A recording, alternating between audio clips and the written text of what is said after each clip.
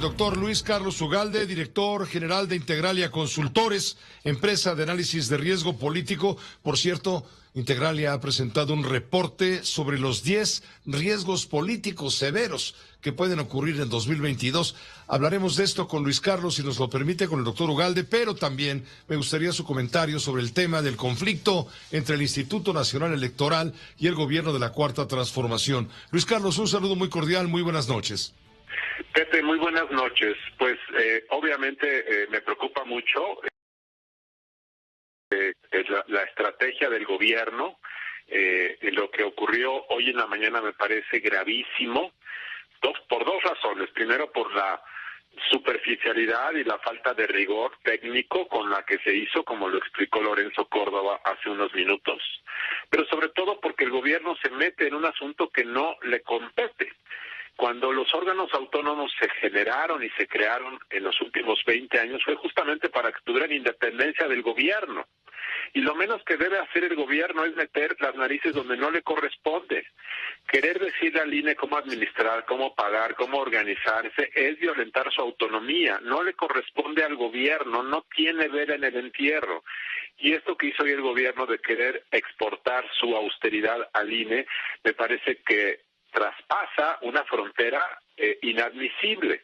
Hasta ahora lo que el gobierno ha hecho es atacar al INE, cuestionar a los consejeros, acusar de fraudes inexistentes, pero hoy ya le quiere decir cómo administrarse internamente. Entonces esto me parece muy grave que esté ocurriendo y ya me hace pensar lo que va a ocurrir en los próximos años, que el estrangulamiento presupuestario va a ser una de las estrategias que va a llevar a cabo el gobierno para someter, para limitar la operación del instituto. ¿Qué es lo que quiere? ¿Qué es lo que quiere el gobierno de la Cuarta Transformación? ¿Quiere colocar a la gente afín, a modo, leal a la causa ideológica en la consejería del Instituto Electoral y que se vayan los neoliberales, los conservadores, los que se arriman a la congregación de intelectuales como tú y otros académicos, en fin, que están del lado de defender al instituto, que están del lado de la autonomía de la institución y están en contra justamente de este acoso? Yo creo que esa es la colonización de instituciones. Yo creo que el gobierno entiende que hay que desmontar y destruir todo el pasado neoliberal, así de forma tan genérica y de forma tan inexacta, y eso implica pues quitar a la gente que está y poner a otros. Y para poner a otros, pues hay que ponerlos de una nueva tipo de sangre que no estén viciados por una visión del pasado. Y esto está pasando en todas las instituciones. Ve el caso del CIDE, del Centro de Investigación y Docencia Económica. Es una institución académica muy pequeña, pero esta colonización y esta imposición de nuevas reglas está ocurriendo en estos días. Esto está pasando con los órganos autónomos, con los órganos reguladores. En fin, es parte de un radicalismo en donde un gobierno llega y quiere imponer un nuevo estilo y una nueva visión. Y la otra yo creo que tiene que ver también con el hecho de que hacer este estrangulamiento financiero es una suerte de sometimiento. Yo creo que a la larga lo que el presidente quisiera, y lo dijo hace 2 o 3 semanas, el pueblo se podría organizar y organizar las elecciones. Yo creo que el presidente tiene en la mente esta idea de que para qué gastar tanto en una elección si el pueblo puede poner urnas y mesas afuera de sus casas para que el pueblo vote. Y esta visión yo creo que está mucho detrás de la idea de López Obrador de para qué gastar tanto si el pueblo puede hablar en asambleas populares. Entonces yo creo que eso es lo que está detrás y sin duda esto es un gran riesgo, como lo ha sido en los últimos años para el futuro de la democracia. Hablando de riesgos, tú los planteas en el último reporte que elabora Integralia, esta empresa de riesgo político, de análisis de riesgo político que tú presides, está señalando 10 riesgos políticos para 2022. A grandes rasgos, ¿cuál es la idea de este documento? Nosotros cada año producimos para nuestros clientes un documento de los riesgos que se avisoran. ¿Qué es un riesgo? Son todos aquellos sucesos que pueden afectar el clima de negocios o que pueden afectar la gobernabilidad o la estabilidad de un país. Claramente hay oportunidades, pero nosotros nos dedicamos a analizar el riesgo porque las empresas y los inversionistas con los que trabajamos. Nuestra función es alertarles dónde están los problemas que pueden afectar su operación en México. Entonces, nosotros detectamos 10 riesgos que pueden hacer eso. Claro que hay oportunidades, no estamos nosotros pronosticando la catástrofe. De hecho, yo quisiera empezar diciendo que el país tiene estabilidad política, tenemos un presidente muy popular, un presidente que además tiene el control político de su partido, de su gobierno, es además un presidente que ha despertado mucha esperanza en la población. Hay estabilidad macroeconómica, hay un crecimiento magro, pero hay estabilidad macroeconómica.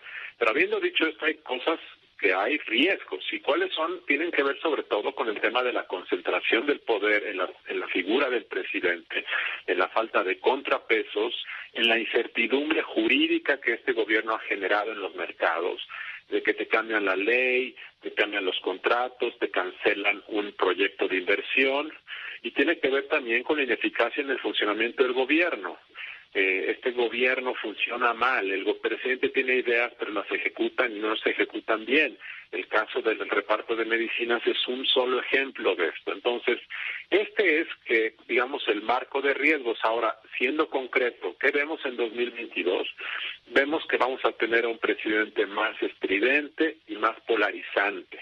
Primer riesgo, y ese riesgo genera incertidumbre y genera temor y aleja la inversión. Segundo riesgo que vemos es el tema del INE, que acabamos de comentar. Tercer tema que vemos como un riesgo muy alto es la intromisión del crimen organizado en las elecciones de este año. Ya ocurrió el año pasado, pensamos que va a volver a ocurrir. El cuarto riesgo que vemos es que Morena seguramente ganará la mayoría de las gubernaturas en disputa, y esto, que es perfectamente democrático, genera un riesgo que es el de una mayor concentración del poder.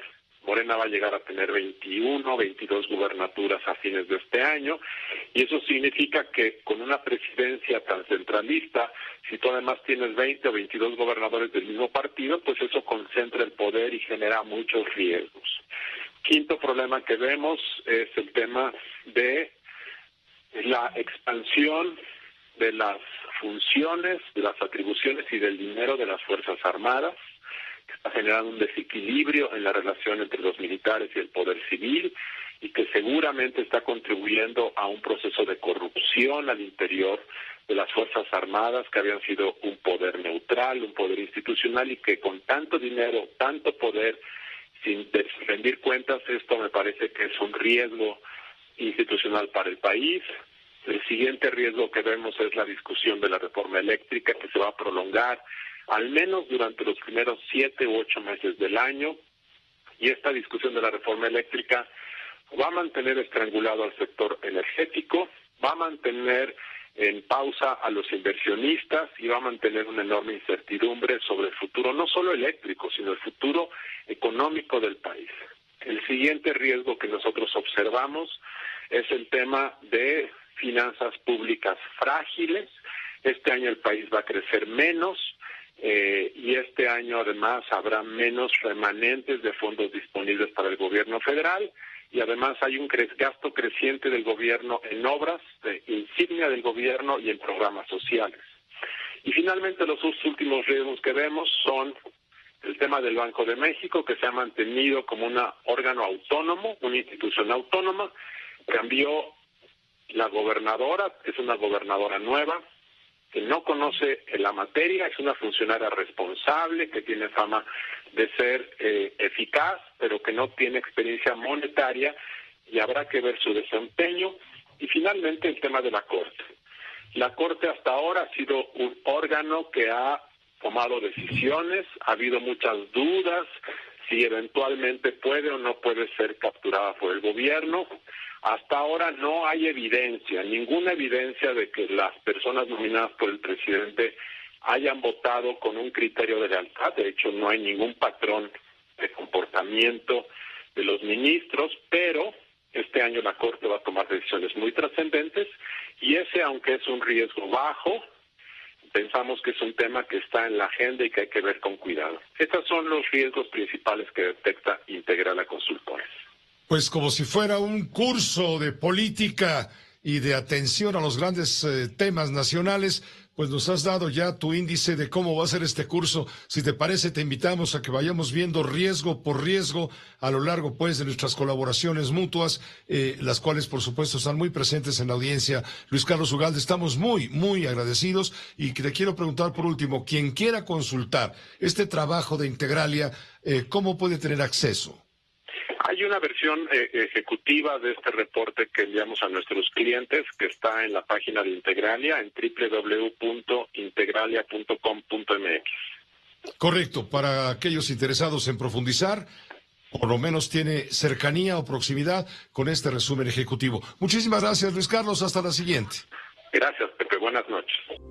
Esta fue una producción de Grupo Fórmula. Encuentra más contenido como este en radioformula.mx.